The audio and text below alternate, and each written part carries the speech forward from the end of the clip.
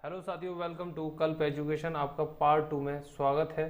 इसमें हम देखेंगे कि प्राइम नंबर और कंपोजिट नंबर क्या होते हैं, यानी कि भाज्य संख्याएं और अभाज्य संख्याएं क्या होती हैं। उससे पहले अगर आप ये चार्ट देखें कि एक है और उसका अपवर्तक यानी उसका गुणनखंड भी क्या है, एक ही है, और उसकी संख्या कितनी है, फिर एक ही होगी। अगर 4 है तो उसके गुणनखंड कितने, 1 2 4, इनकी संख्या कितनी होगी, 1 2 3। 7 है इसके 1 2 2 आया। 9 है 1 3 9, इसके गुणनखंड तो कितने गुणनखंड हो गए, 3 हो गए। 12 है 1 2 3 4 6, 12 इसके गुणनखंड है तो इनकी संख्या कितनी होगी, 6 हो गई। तो इससे एक इन्होंने एनालिसिस करा और देखा कि भाई 2 है, 3 है, 5 है, 7 है, 11 है, इनके जो गुणनखंड हैं उन सभी की संख्या कितनी है, 2 है। जो गुणनखंड है वो 2 ही गुणनखंड आ रहे हैं, उनकी संख्या, गुणनखंडों की संख्या बता रहा हूँ, वो कितनी है, 2 ही 2 है। और वो गुणनखंड है क्या, एक तो 1 है और एक वो खुद संख्या है। 3 में भी 1 है और वो एक खुद संख्या है, इधर भी और इधर भी। देखो 7 का 1, ये 1 11 है। तो ये चीज़ देखा तो इन्होंने बताया कि प्राइम संख्याएं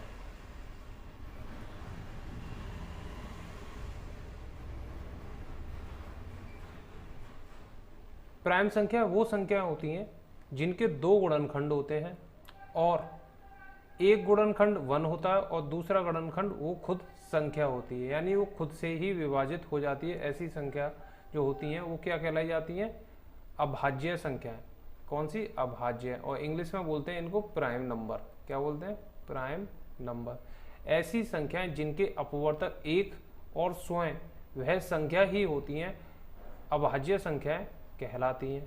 लेकिन इनके अलावा जो टेबल में है, 4 है, 6 है, 8 है, 9 है, 10 है, इनके जो गुणनखंड आ रहे हैं, जैसे 4 के गुणनखंड आ रहे हैं 1 2 4 की संख्या हो गई 3। 8 के गुणनखंड आ रहे हैं 1 2 4 8, संख्या हो गई 4। यानी कि कुछ ऐसी संख्या जिनके 2 से अधिक हो, यानी मोर देन 2 हो। 2 से अधिक अगर संख्या है, किसी के गुणनखंड 2 3 है, किसी के 4 है, किसी के 5 है, किसी के 6 है, यानी 2 से ज्यादा है, ऐसी संख्याएं कहलाई जाती हैं भाज्य संख्याएं। क्या कहलाई जाती हैं, भाज्य संख्याएं। और भाज्य संख्याएं जो होती हैं उनको इंग्लिश में बोलते हैं कंपोजिट नंबर। क्या बोलते हैं, कंपोजिट नंबर।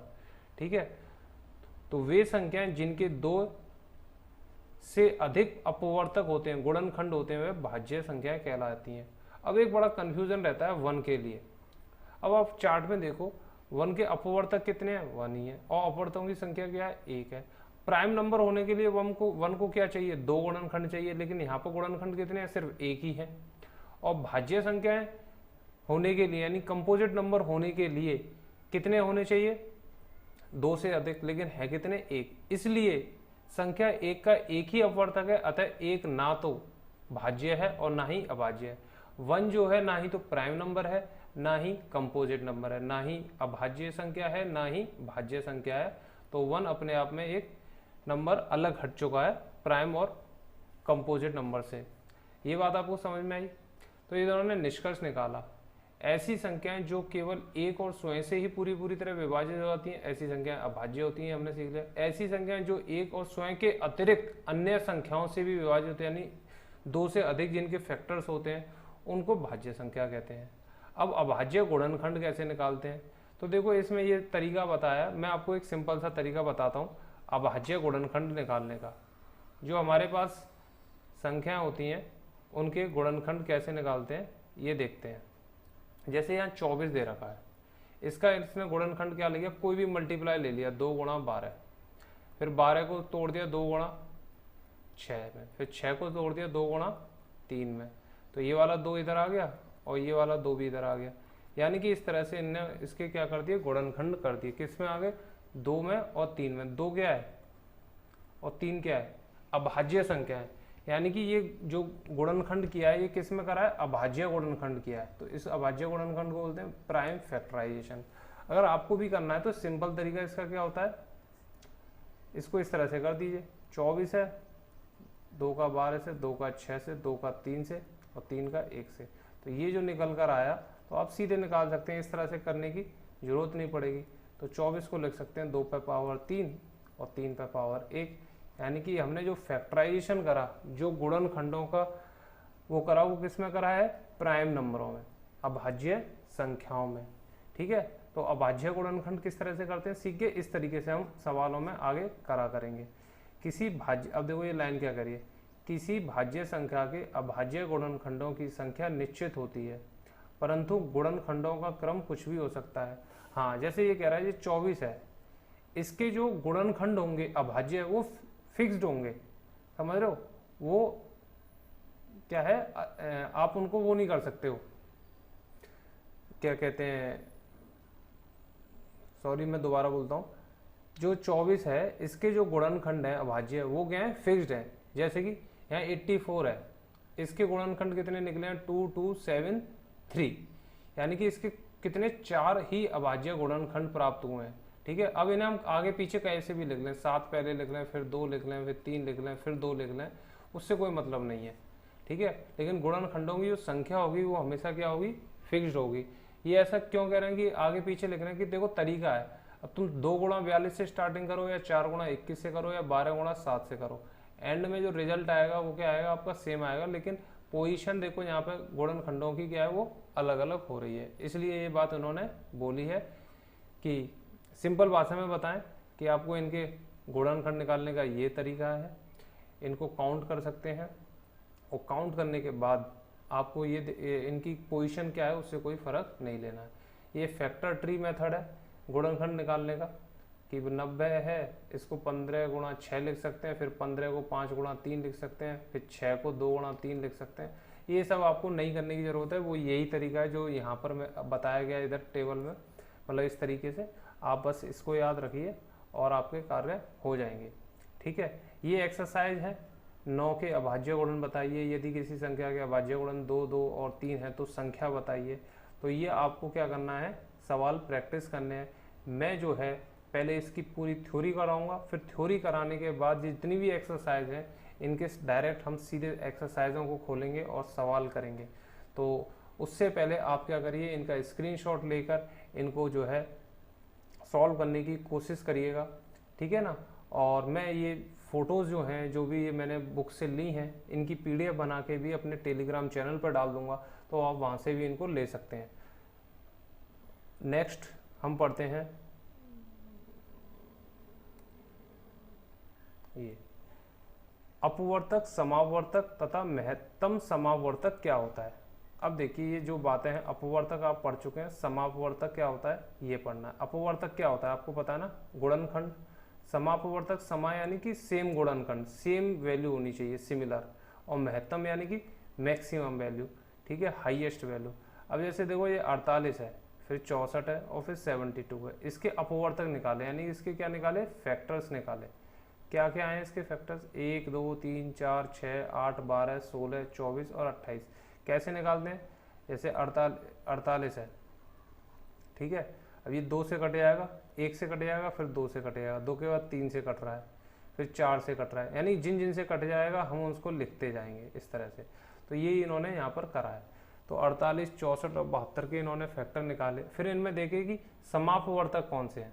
समापवर्तक यानी जो कॉमन मिल रहे हैं, तो वो कौन कौन से मिल रहे हैं इनमें, एक तो 1 मिल रहा है, देखो 1 यहाँ भी है, यहाँ भी है, यहाँ भी है। फिर इसके बाद 2 मिल रहा है, 2 यहाँ भी है, यहाँ भी है और यहाँ भी है।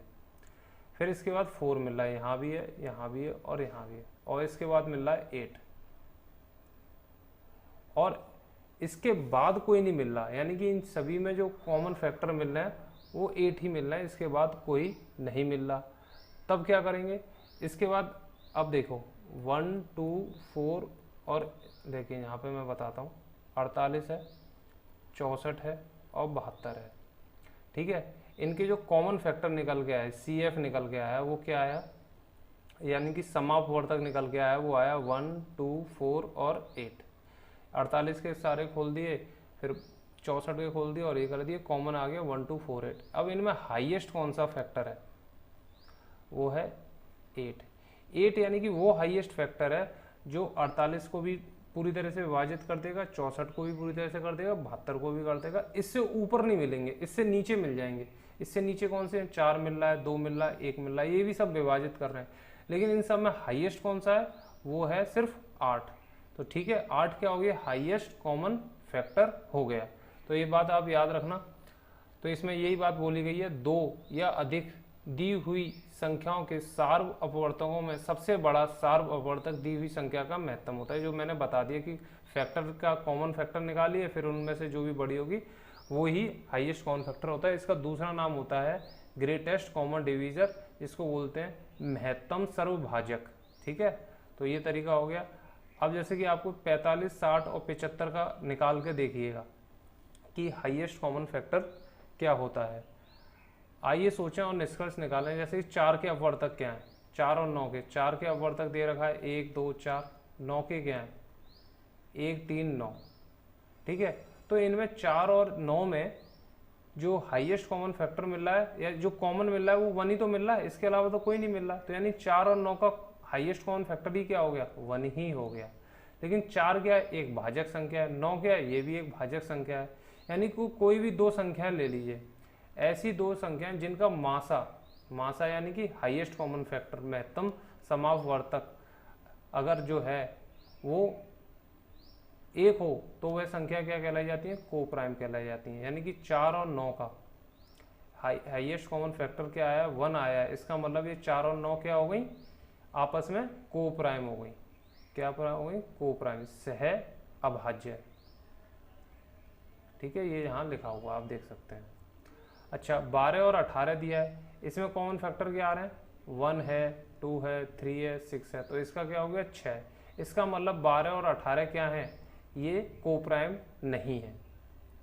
तो हमने निष्कर्ष ये निकाला, सह अभाज्य संख्याओं का मासा हमेशा 1 होता है।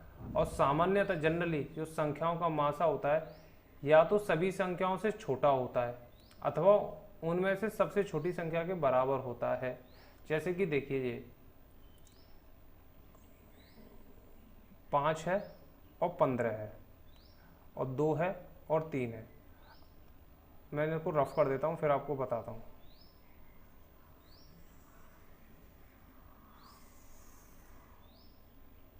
अब देखिए, 2 है, इसके फैक्टर ने 1 और 2, और 3 है, इसके फैक्टर है 1 और 3। तो इनमें हाईएस्ट कॉमन फैक्टर क्या हो गया, 1। तो इसका ये क्या हो गया, को प्राइम नंबर हो गए। ठीक है, सह अभाज्य संख्या। अब 5 और 15 है, 5 के फैक्टर क्या हो गए, 1 और 5। 15 के क्या हो गए, 1 हो गया, और सॉरी 15 है ना, 3 हो गया, और फिर उसके बाद 5 हो गया। इसमें हाईएस्ट कॉमन फैक्टर क्या आ रहा है, 5 आ रहा है। यानी कि ये जो दूसरी लाइन बोली है, संख्याओं, सामान्यतः संख्याओं का जो मासा होता है या तो वो सभी संख्याओं से छोटा होता है या उनमें से सबसे छोटी संख्या होती है। तो देखो यहाँ 5, 15 में जो सबसे छोटी संख्या 5 है, वही क्या आ रहा है, इसका हाईएस्ट कॉमन फैक्टर आ रहा है। अदरवाइज हाईएस्ट कॉमन फैक्टर या तो छोटा आएगा या इस 5 से भी छोटा मिलता है हमें। जैसे 2, 3 के केस में हमें क्या मिल रहा है, इनसे भी छोटा मिल रहा है, वो क्या मिल रहा है, 1 मिल रहा है। ये बात है इसका कहने का मतलब। अब देखो, गुणनखंड विधि से महत्तम समावर्तक निकालना हो तो कैसे निकालेंगे। ये तरीका हमसे कहा है कि अगर आपको समावर्तक निकालने गुणनखंड विधि से तो कैसे निकालेंगे, ये हम देखते हैं।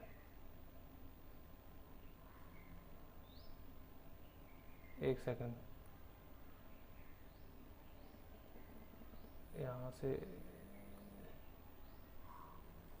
ये लीजिए। हाँ, ये रफ क्यों नहीं कर रहा भाई।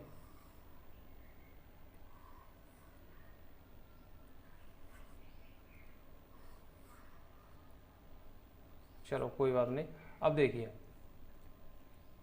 यहाँ क्या आया, अब जैसे 48, 64, 72 है, बड़ी बड़ी संख्याएं।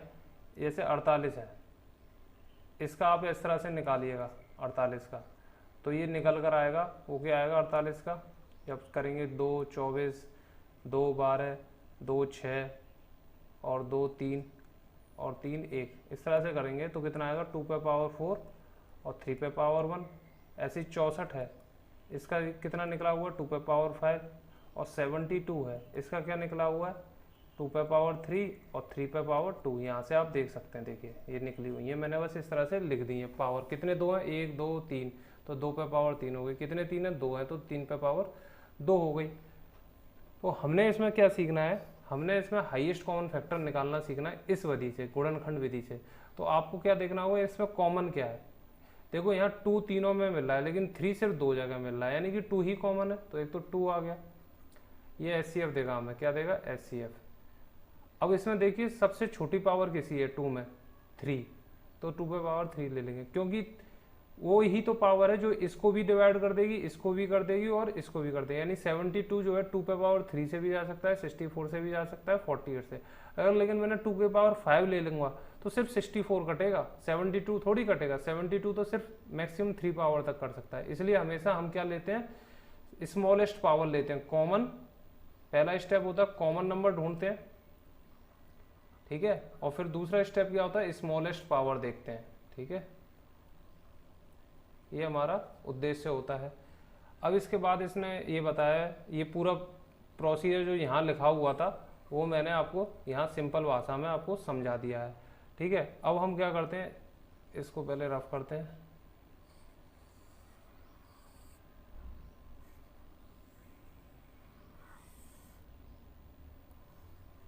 एक सेकंड,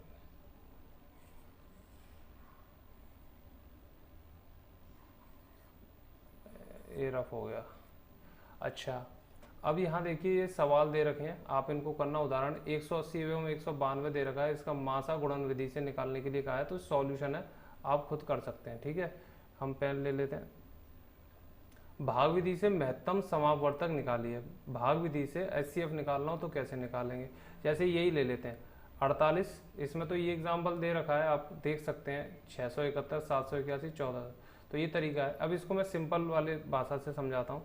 जैसे कि 48 है, 64 है और 72 है, इसका निकालना हो तो आप क्या करिए, कोई भी 2 नंबर चूज कर लीजिए, ठीक है। तो 2 नंबर चूज करेंगे तो क्या होगा, सबसे नजदीक वाले नंबर ले लिए हमने 64 और 72, तो 72 यहाँ पे छोटे नंबर से डिवाइड थी, तो 64 एकम 64 कितना है 8। फिर ये जो यहाँ पर है इसको यहाँ उतार लीजिए, ये शेष वाला आया 8 और इसको आप भाग देना है 64 में, तो 8 × 2 64। अगर यही 2 का निकालना होता तो हाईएस्ट कॉमन फैक्टर क्या था 8। अब क्या करना है, ये 48 जो अभी हमने नहीं लिया था इसको इस वाले से 8 से डिवाइड देना है, तो 8 6 जा 48, यानी कि कट गया। यानी कि यही हमारा क्या हो गया, हाईएस्ट कॉमन फैक्टर हो गया। यानी कि 48, 64, 72 का हाईएस्ट कॉमन फैक्टर कितना आया, 8 आया। किस मेथड से, भाग विधि से, ठीक है। ये चीज हम सीख गए। अब देखते हैं अगली चीज। तो ये भी देखो यहाँ पर भी दे रखा, बड़ी बड़ी संख्या ले रखी है। तो मैं आपको एक तरीका बताता हूँ कि अगर आपको निकालना हो, जैसे 5 है, 15 है और 25 है, इसका हाईएस्ट कॉमन फैक्टर निकालना हो तो आप क्या करिए, 2 नंबर चूज करिए और इनमें देखिए कि सबसे कम डिफरेंस हो। कोई भी 2 नंबर चूज करिए और कम डिफरेंस वाला, कौन सा, कम डिफरेंस वाला नंबर लेना है, जिनके बीच में अंतर क्या हो, कम से कम हो, ठीक है। तो मैंने क्या करा, 5 और 15 लिया और इनका डिफरेंस निकाल लिया, हो गया 10। अब आप क्या कर दिए, इसके फैक्टर कर दिए। 10 के फैक्टर क्या होंगे, 1, 2 और 5, और खुद 10 होगा। तो आप देखिए 10 से ये कट रहा है, कोई नहीं कट रहा। फिर इसके बाद देखिए 5, तो 5 से ये भी कट रहा है, 5 से ये भी कट रहा है, 5 से ये भी कट रहा है, तो ये क्या हो गया, हाईएस्ट का। ये क्या हो गया, हमारा शॉर्ट मेथड हो गया, शॉर्ट ट्रिक हो गई एक तरीके से HCF निकालने की। क्या स्टेप है, कम 2 नंबर चूज करिए और उनके बीच में 2 नंबर चूज करिए और देखिए सबसे कम डिफरेंस कौन सा है, और उसके बाद उनका अंतर ले लीजिए। उस अंतर का आप क्या करिए, कॉमन फैक्टर निकाल दीजिए, वो सॉरी फैक्टर्स निकाल दीजिए और फिर चेक कर लीजिए ये किससे कट रहा है, ठीक है। जैसे कि यहाँ दे रखा है हमारा 13 है, 39 है और 273 है। तो इनमें 2 सबसे नज़दीक वाले नंबर क्या हैं जिनमें अंतर कम है, तो 13 और 39 क्या है, 26। अब आप देखिए 26 के फैक्टर कर दीजिए, 1 है, फिर 2 है, 2 के बाद 13 है और फिर खुद 26 है। तो अब देखिए 26 से ये तो जा नहीं रहा, 26 से कम 26, 13 रिमाइंडर बचता तो 26 हो नहीं सकता। 13 से देखिए, 13 कम 13, 13 3 39, 13 2 26 और एक ये, तो यानी तीनों कट रहे हैं 13 से, तो इसका हाईएस्ट कॉमन फैक्टर क्या हो गया, 13 हो गया, ठीक है। स्टेप फर्स्ट क्या हुआ, 2 नंबर चूज करे, फिर इनका अंतर लिया, वो हमारा आया 26, फिर इसका हमने हाईएस्ट कॉमन फैक्टर निकाल दिया। तो इस क्लास में हमने हाईएस्ट कॉमन फैक्टर निकालना सीखा। अगली क्लास में हम पढ़ते हैं, ये पार्ट 2 आपका कंप्लीट हुआ, तो मिलते हैं नेक्स्ट पार्ट में।